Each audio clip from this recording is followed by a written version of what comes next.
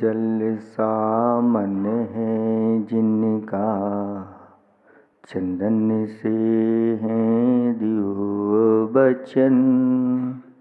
अक्षत सम अक्षत है श्रद्धा, सुमनो सा सुंदर है तन।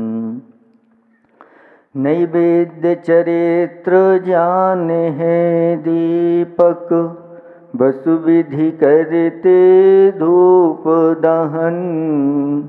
ध्यान सुफल है अर्घ समाधि, मुनिवर तुमको नित्य नमन।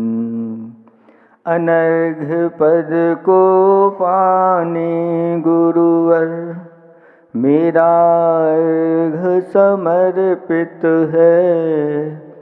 एक जीवन क्या सौ सौ जीवन, गुरुवर तुम्हें समर्पित है। ऋषिवर तुम्हें समर्पित है। देवादिदेव 1008 श्री अजितनाथ भगवान की। देवादिदेव 1008 वर्तमान शासन नायक महावीर भगवान की। परम पूज्य 108 आचार्य प्रवर गुरुवर श्री विद्यासागर जी महाराज की 3 कम 9 करोड़ मर्यादों की। धर्म स्नेही बात्माओं, आचार्य भगवंतों ने श्रावक के 6 आवश्यक बताए हैं। उन 6 आवश्यकों में एक स्वाध्याय भी आवश्यक है। अभी हमारे पास निवेदन करने के लिए लोग आए, महाराज जी प्रवचन के लिए चलिए। तो हमने कहा कि प्रवचन सुनने वाले हैं कि नहीं। तो उत्तर मिला कि महाराज यहाँ उल्टा होता है। पहले प्रवचन सुनाने वाले मंच पे बैठते हैं, फिर सुनने वाले आते हैं। तो ये तो उल्टी गंगा बह रही है। प्यासा कुएं के पास जाता है कि कुआं प्यासे के पास आता है। महाराज आज का जमाना कुएं का नहीं है। अब तो घर में ही कुआं नल के रूप में आ जाता है। कहा है कि आज नल का पानी है और चैनल की वाणी है। लेकिन पहले कुएं का पानी रहता था और सब लोग संतों की ही वाणी सुना करते थे, उससे अपना आत्म कल्याण करते थे। लेकिन धीरे धीरे यह संसारी प्राणी प्रमादी होता जा रहा है और प्रमाद सबसे बड़ा शत्रु है। पहले परिश्रम करता था, व्यक्ति स्वस्थ रहता था। सुबह से वह चक्की चलाता था, जिससे माध्यम से शरीर का पूरा व्यायाम हो जाता था। शुद्धि के लिए बाहर जाता था तो घूमना हो जाता था। ऐसा कहा गया है कि प्रातःकाल सूर्य कहाँ से निकलता है? पूरब से निकलता है। तो जब सूर्य नहीं निकला है, उसके पहले भोर हो जाता है, उजाला दिखने लगता है। तो जो योगा के ज्ञान कर रखने वाले होते हैं, वो कहते हैं पूरब दिशा में नहीं जाना, घूमने पश्चिम दिशा में। और फिर जब सूर्य निकलने लगे तो फिर पश्चिम दिशा से मुड़ करके पूरब दिशा की ओर आ जाओ। इससे सुबह सुबह की जो वह बाल भानु होता है उसकी स्वर्ण आभाएं किरणें निकलती हैं, वो शरीर पर पड़ती हैं तो एक विशिष्ट ऊर्जा का संपादन करती है। शाम को सूर्य डूबने के पहले अगर घूमने जाना है तो पूरब दिशा की ओर जाओ, तो जब सूर्य डूबने लगे तो पश्चिम की ओर मुख करके वापस लौट करके आ जाओ। इससे क्या होगा कि शाम का संध्या काल का जो है सूर्य होता है उसकी भी जो किरणें होती हैं वह जब शरीर के ऊपर पड़ती हैं वह अपने शरीर को स्वस्थ करती। अगर ऐसा ना कर सको तो कोई बात नहीं, आचार्य भगवंत कहते हैं इसमें तो तुम शरीर संबंधी स्वस्थ लाभ मिलेगा, लेकिन सुबह सुबह अगर आप अपने घर से पैदल जिन सूर्य के दर्शन करने के लिए आते हैं तो शरीर भी स्वस्थ रहेगा, तन भी स्वस्थ रहेगा और चेतन भी स्वस्थ रहेगा। और ज़्यादा लंबा घूमना है तो आचार्य भगवंत कहते हैं कि जिनालय की 108 परिक्रमा लगा लो, संसार के परिक्रमा आपकी जल्दी छूट जाएगी। संसारी प्राणी प्रमादी होता चला जा रहा है, देर रात से सोता है और सुबह देर से जागता है। 8 पहर 24 घंटे में होते हैं, 4 पहर दिन के और 4 पहर रात्रि के होते हैं। पहले पहर और अंतिम पहर, एक पहर 3 घंटे का होता है। पहले पहर में सोना नहीं चाहिए रात्रि के, और रात्रि का अंतिम जो पहर होता है उसमें भी सोना नहीं चाहिए। पहला पहर इसको राक्षस पहर कहा है, और दूसरा अंतिम उसके लिए मनोहर पहर कहा है। इसमें और अंतिम में शयन नहीं करना। बीच के जो 2 पहर होते हैं यानी 6 घंटे वो शयन के लिए बताए हैं। लेकिन इन सब चीजों का उल्लंघन होता चला जा रहा है, और यह संसारी प्राणी विपरीत चल करके फिर उसकी गति सीधी कैसे होगी, विपरीत होगी। आप लोग स्कूल में पढ़ने जाते हैं, पढ़ा है आप लोगों ने, सब बिना पढ़े बैठे हुए हैं, तो मास्टर पहले क्लास में पहुंचते हैं, फिर छात्र जाते होंगे, एक एक करके मास्टर इंतजार करते होंगे। ऐसा नहीं करते? मास्टर को फीस भी दे रहे हैं और आप लोग समय से पहुंच जाते हैं और इंतजार भी करते हैं कि शिक्षक पढ़ाने के लिए आ रहे हैं। लौकिक पढ़ाई का इतना महत्व, और पारलौकिक पढ़ाई जिसके माध्यम से हमारा कल्याण होना है, उसके लिए हम क्या करते हैं? आचार्य भगवंतों ने विनय बताई है, और विनय मोक्ष का द्वार है। और जिसके जीवन में देव शास्त्र गुरु के प्रति विनय नहीं होती उसके मोक्ष का द्वार खुलता नहीं है।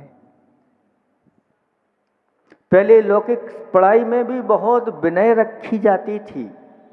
लौकिक जो सरस्वती है, पहले गुरुदेव हमारे जब पाठशाला जाते थे, पाठशाला जानते हैं आप लोग, ये धर्म की पाठशाला नहीं, उसको ही स्कूल को पाठशाला बोलते थे, और अपने जो पुस्तक हैं उनको सिर पे रख के, ऐसा बस्ता सिर पे रख के ले जाते, इतनी विनय करते थे।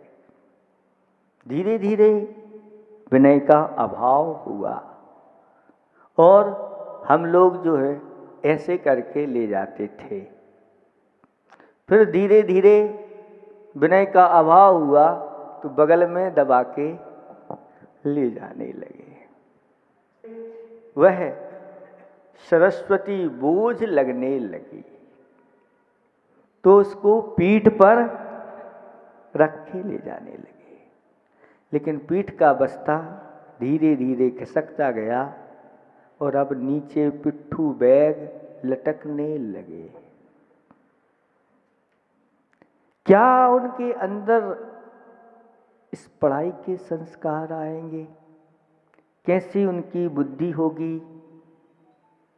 क्या उनका भविष्य होगा? ये कोई विचार नहीं कर रहा। सिर्फ देखा देखी होती चली जा रही है। इसका अर्थ क्या है? कहीं अर्थ के स्थान पर हम अनर्थ तो नहीं कर रहे? व्यर्थ हो जाए तो फिर भी ठीक है, लेकिन अगर अनर्थ हो जाए तो बहुत सारी हानियां देखने को मिल जाती है। इसलिए विवेक को जागृत करना बहुत जरूरी है। और अगर विवेक नहीं है जीवन में तो सारे गुणों के ऊपर वह पानी फेर देता है। आप लोगों को समझ में आ रहा है? क्या समझ में आ रहा है? अब महाराज ना यहाँ हमारे पुत्र हैं ना पुत्रियां, सब इंतजार में बैठे हैं कि पुत्र पुत्रियां वापस लौट के आएंगी और हमारी सेवा करेंगी। तो ये दशा हो रही है आज वर्तमान की। सब उसी ओर बढ़ते चले जा रहे हैं। एक दौड़ चल रही है, उस दौड़ में सभी लोग हैं। दो प्रकार की दौड़ हुआ करती है। एक तो सिंहों की दौड़ होती है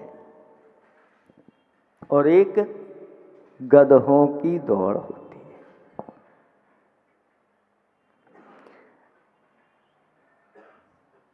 हुआ यूं कि एक सिंह गधों की दौड़ में शामिल हो गया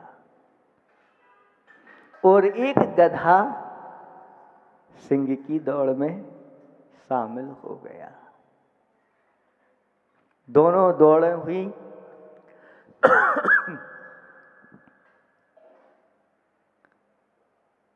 जो गधों की दौड़ थी उसमें सिंह शामिल हो गया। सिंह शामिल तो हो गया, लेकिन दौड़ गधों की ही कहलाती है कि गधों की दौड़ हो रही है। और एक सिंहों की दौड़ हो रही है, उसमें गधा शामिल हो गया, तो भी लोग कह रहे हैं ये सिंहों की दौड़ है। जब गधों की दौड़ हुई तो जो सिंह था वह फर्स्ट आ गया। तो गधों की दौड़ में जो फर्स्ट आया है वो क्या कहलाएगा? गधा शिरोमणि या महागधा। जो फर्स्ट आया है ये गधों में भी महागधा है।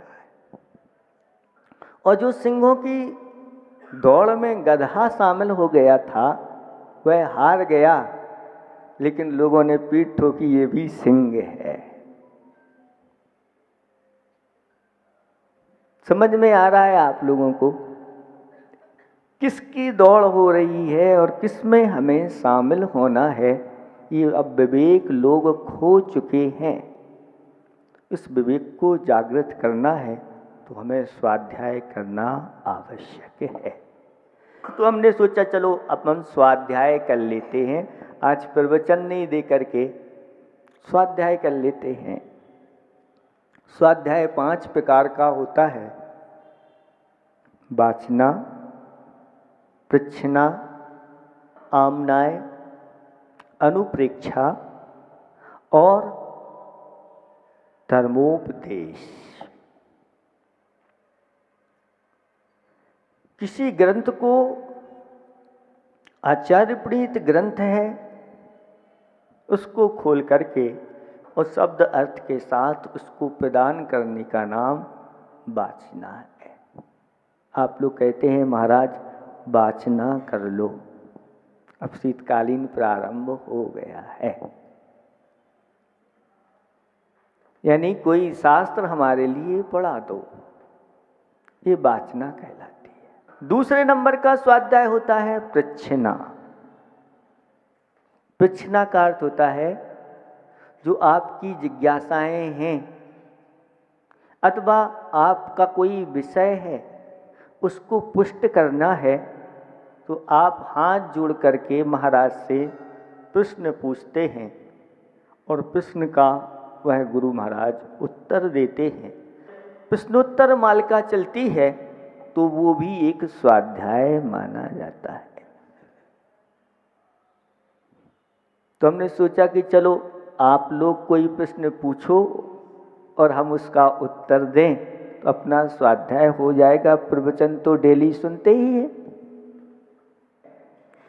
कि आगम में चातुर्मास लिखा है, शीतकालीन ग्रीष्मकालीन वाचना का कोई मुख्यता नहीं है।